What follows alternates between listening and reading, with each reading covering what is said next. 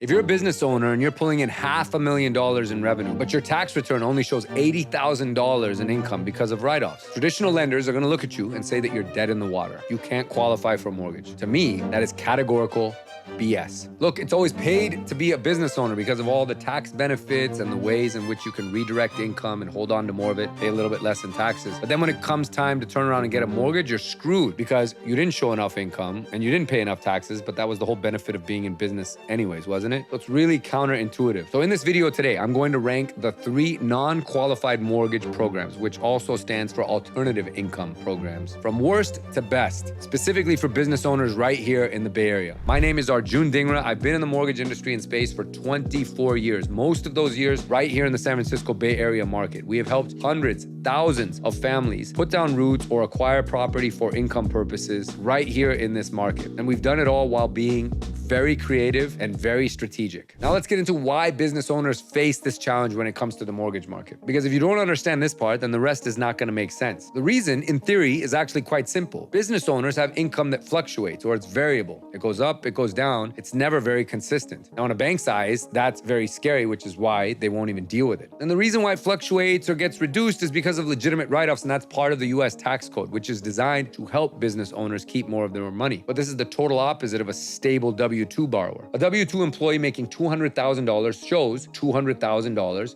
in income on their tax returns. A business owner, however, that makes $500,000 in revenue might show $100,000 in net profit after expenses. Vehicle depreciation, home office deductions, and other write-offs will help write this thing all the way down to $100K. But if that's all the bank is going to give you in terms of qualifying income, then your buying power just got reduced significantly. Now, traditional lenders calculate debt to income ratio, which is a major factor in qualifying a mortgage, based on your tax returns, specifically your net profit, not your gross receipts. So again, even if you're pulling in $80,000 a month in revenue, if your Schedule C shows $40,000 net after expenses, that's what the bank sees and that's what they're going to give you credit for. You could have $500,000 flowing through your business accounts. But if you're smart with tax strategy and everything that can be written off, a lender is going to look at that bottom line and say, no, you can't borrow any money. So for conventional programs, it requires W-2s, pay stubs, and 2 years of consistent tax returns showing stable or increasing income. Now, if your income varies year to year, which it does when you're building a business, or if you're strategically reducing your taxable income, then traditional lending is going to hit a wall. They want predictability and paper trails that match a W-2 employee model. But that's just not realistic when it comes to being a business owner. The bank might say no, and it's easy to take that personal and think that the bank doesn't think I would be a good borrower. You would be a fantastic borrower. You already manage a business. You're strategically and very intelligently finding ways to pay less in taxes, but this system wasn't built for how you actually structure your finances. And that's exactly what most buyers miss. They think that big banks and traditional lenders are going to be their friends in this situation, and they're not. Now, there are those exceptions, which were pretty prevalent here in San Francisco, where if you parked all of your assets, they would give you what is called a portfolio loan, which is a loan that they hold on their books, which means they get to kind of draw up the guidelines or make the terms as they see fit. And this is where you heard of banks like First Republic that were giving out 2% interest rates, as long as you pulled over those few $1,000,000 that you had in assets and parked them with their bank. And this was great, and it gave everyone this crazy and amazing euphoric feeling that lending was easy if you were a business owner or you were an entrepreneur. Silicon Valley Bank was another example of this. It was the bank of all the startups and all the business owners. Well, those low rates will eventually cause the bank to capsize whenever there's interest rate volatility, and that's exactly what happened. But just remember that those big banks are not in your corner. They're not your advocate. They're selling you into Fannie Mae or Freddie Mac boxes, and if you don't fit, when you're financially solid, you're out. Now, this is exactly why non-QM lending or alternative income products actually exist, and why one of these 3 that we're going to get into right now is going to be perfect for you as a business owner. So now that you understand why traditional lending fails business owners when it comes to getting a mortgage, let's break down the 3 non-QM options, starting with number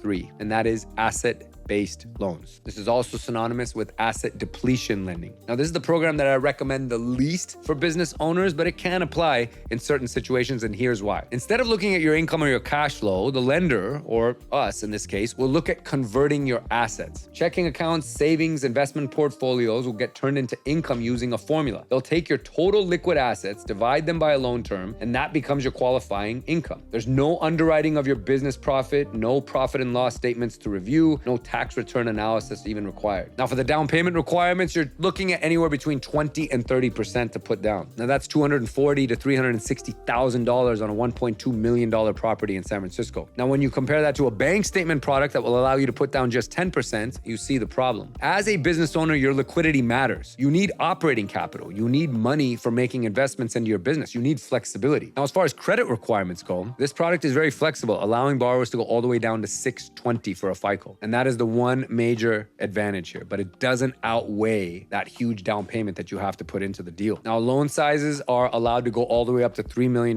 which covers most properties that this product would be used for here in San Francisco. So if you're buying a property that's between $2 and $3 million, this loan will work from an actual mortgage perspective. Now, here's why I ranked this one number 3, which is last on our list of 3. It's really that down payment. Tying up that much money into a deal when you're a business owner or operator is difficult because you have other needs for your capital, other places where it's getting a higher rate of return, or just immediate needs for your business, rather than sinking it all into a home. That ends up being a massive opportunity cost when you could be using it for hiring, marketing, expansion, investment back into equipment, anything that actually grows your business instead of parking it into the real estate equity. Asset-based loans also run higher than traditional mortgages in terms of interest rates and higher than bank statement loans. You're paying a premium for the privilege of qualifying on assets instead of income. So you're putting down more cash and paying higher rates, which is a double hit to your finances. But again, this product can make sense for some people, and here's what I mean. If you're someone who has substantial liquid assets, we're talking $2 million or more, but zero reportable income, then this loan makes a lot of sense. If you're someone who just recently transitioned out of business or retired, but you're sitting on a lot of cash, then this loan can make a lot of sense. If you're an investor with multiple properties and you're generating passive income that doesn't show well on tax returns because of depreciation and expenses, this also makes a lot of sense. Look, for most business owners in the Bay Area who have great cash flow and active income, asset-based loans or asset depletion loan products can be a little bit overkill. You're overpaying in down payment and rates to solve a problem that you don't really have. There are better options, and that's what I'm going to talk about next, which is rent-based qualification. This is one of the more emerging options right now in the marketplace. Now, this one's fascinating because it's brand new. You see, this last year in 2025, the FHFA instructed both Fannie Mae and Freddie Mac to start counting rental payment history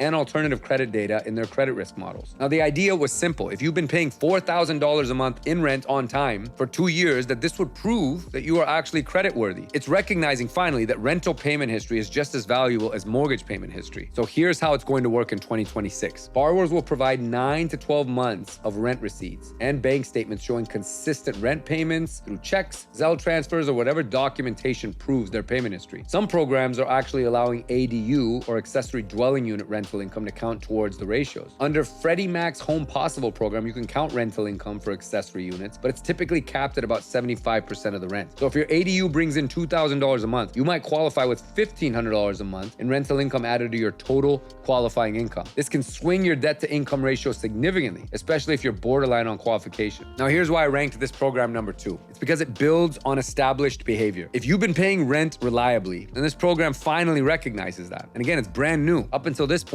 you didn't get any kind of credit for just paying your rent on time. It's valuable for borrowers with thin credit files, business owners who operate primarily in cash, or those who have avoided traditional credit for years. The ADU income advantage is massive in the Bay Area where accessory units are everywhere. And if you're buying a property with an existing in-law unit generating $2,500 a month, that can be the difference between qualifying and not qualifying. Now, here are some of the drawbacks. There's limited lender adoption, which means not every bank is doing this yet. You need to work with someone who understands how to document and submit these files because not every lender has that kind of expertise here in 2026. Documentation requirements are strict, so you need a clean and consistent rent payment history and paper trail. That means if you've been paying your landlord in cash without receipts, or if the payments are irregular, you're going to struggle. So here's where it makes sense. You have a consistent rent payment history with 12 months plus of clear documentation to support it. You're buying a property with ADU income potential. Your income is borderline for traditional qualification, but strong rent history combined with that ADU income will get you approved. And if you're someone that has thin credit or needs alternative credit data to qualify because you haven't used credit cards or other traditional credit products. Now, I have this program ranked number 2, but here's the thing. Rent-based qualification is promising, but in 2026, we're still in the early innings, meaning that not every bank or lender has fully adopted it yet. It's worth exploring, but you definitely want to have a backup plan. Now, finally, at number 1 in my rankings for here in the Bay Area, and this is without a doubt, it is bank statement loans. And these are the mortgages that we write the most of for self-employed borrowers here in the city. And here's why it's the best option. Instead of tax returns, you provide 12 to 24 months of business or personal bank statements. The lender will analyze your deposits and calculate your average monthly cash flow, and that becomes your qualifying income. Some lenders will even accept a profit and loss statement alongside bank statements, which can help if your expense factor is actually hurting you. Now, here's what an expense factor actually is for your understanding. Lenders apply a default expense factor, usually 50 to 70% to account for business operating costs. So if your bank statements show $20,000 in monthly deposits, the lender might calculate $10,000 to $14,000 as qualifying income after that expense factor. So this reduces your buying power compared to your gross deposits, but it's still better than being disqualified entirely because your tax returns show minimal net income. Now, because of the down payment flexibility, this is why I love this product and why bank statement loans dominate. With a 720 plus credit score, you can put as little as 10% down, which means $120,000 down on a $1.2 million property versus $240,000 plus with an asset-based loan. Now, if your credit score is a little bit lower, meaning 640 to 719, you're still looking at about 25% down. But this is still better than asset-based loans, and you're preserving capital for business operations. Another cool thing about this product is loan sizes can go up to $4 million,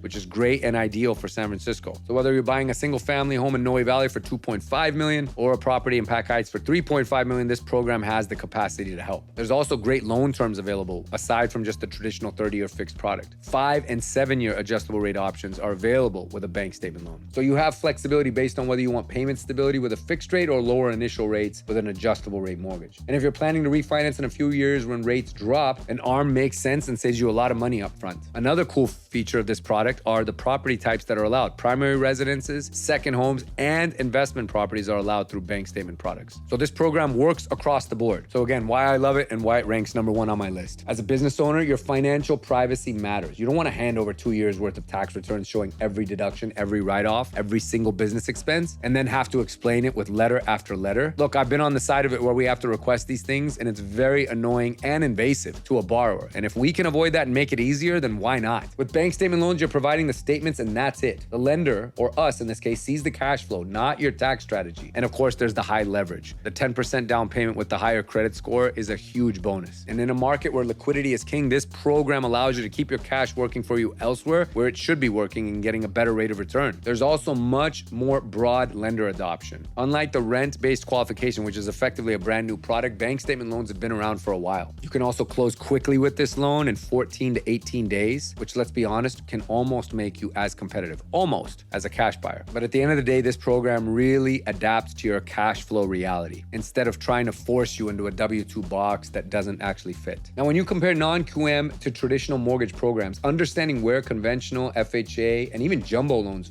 fail business owners makes it crystal clear as to why these non-QM options actually even exist. So let's talk about those traditional products real quick, because I want to give you a comparison and see exactly why those products don't work for business owners and why non-QM is the absolute way to go. Let's start with FHA loans first. The loan limit in San Francisco for these types of loans is $1.209 million for a single family home. Typical rates are around 6.6% based on recent data, and business owners are going to be very limited here because it requires tax returns showing consistent income, and you can get a loan up to 96.5% loan to value, which is 3.5% down. But again, if you're a business owner, you're going to be very limited. So yes, it's incredible leverage, but only if your tax returns support it. If you've written off your income through legitimate deductions, the FHA underwriting is going to kill or torpedo your qualification. Your gross receipts don't matter, only the income on your Schedule C. So if you're depositing $30,000 a month, but your Schedule C shows you only $80,000 annually, that's what the FHA is going to look at. Now, let's look at conventional loans. Another serious limitation for business owners because of the rigid debt-to-income ratio requirements, where you're typically capped at about 50% max. 2 years of tax returns are required with consistent or increasing income. And if your business had a down year or you strategically reduce taxable income for tax benefits, then you're kind of screwed. Conventional underwriting doesn't care that you're pulling in $40,000 a month in deposits. They care that your 1040 shows $100K in adjusted gross income. Now, as far as jumbo loans are concerned, this is where it gets really brutal for business owners. Jumbo loans have the strictest requirements because there isn't truly a secondary market for these loans, which means whoever writes them has to be very comfortable with the idea of keeping them. This is why there's very low debt-to-income ratio tolerance, higher credit score thresholds, and maximum scrutiny on the income stability. So if you're self-employed, jumbo lenders want 2 years of pristine tax returns with upward income trends. They want significant reserves, 6 to 12 months in most cases. They want a very low debt-to-income ratio, often under 43%. And here's the reality. If you're running a business with variable income, jumbo lending is going to reject you more often than not. So here's the pattern that you're seeing. Traditional programs are going going to rely on tax return income being very stable and predictable. And that's where business owners just continually get destroyed by these loans. You're optimizing for tax efficiency, which is a smart business strategy, but lending is optimized for W-2 income, which is dumb for entrepreneurs. And this is exactly why non-QM lending exists and why I'm a huge fan of the space and why we do so much lending within it. They're designed for borrowers who are creditworthy but don't fit into those regular boxes. Bank statement loans look at cash flow at the end of the day. Asset-based loans look at your wealth. Rent-based loans look at your payment history. None of them care about your Schedule C income showing declining income. They care mostly and mainly about your ability to pay. Now, of course, non-QM rates are going to be a little bit higher than traditional market rates. That's the trade-off. That's the premium for being able to get access. But it's not by much, typically a quarter to a half point higher than a regular conventional loan, which isn't bad, all things considered. Now, asset-based loans, of course, as I mentioned, those will run even higher, but here's the trade-off. You're actually getting the home. And if we think about what's been going on with home prices here in the San Francisco Bay Area, waiting to have 2 full years to file tax returns means that after 2 full years, you're paying a greater premium or a much higher price, regardless of where interest rates might be at. Now, there's a particular client that comes to mind who we helped as the founder of a startup that needed to use an asset-based loan to qualify for a mortgage in Marin County instead of waiting 2 years. We wrote this loan for him nearly 2 years ago. The home is up considerably in price and value, and he's so grateful that he was able to get in at the time that he did because he would have been paying more in interest and more in price, which is a double whammy had he chosen to wait. So the bottom line is, guys, if you're a business owner here in the Bay Area and you want to compete in 2026, then a bank statement loan is going to be your best weapon to neutralize this market. Asset-based loans will drain your capital, and they should only be used if there's no other option or choice. And that rent-based qualification loan is still new and it's early. And when it does finally get ironed out, it's going to be highly effective. But at the end of the day, the bank statement product is where it's at. So if you're ready to attack this market and you want to do it with someone who knows what they're doing, then reach out to me and my team so that we can help you put together a plan and an approval in place for you to be able to act on a property should the right one come about early in 2026. So understanding what product to use is step 1, and this video has hopefully done that. Step 2 is to get in touch with us and let's put together an actual plan. I hope you found this video useful. I wish you the absolute best of luck and fortune in pursuing your home here in 2026. And if we can play any type of a role in that, we'd be absolutely honored. Thank you guys for watching this video, and we'll see you on the next one.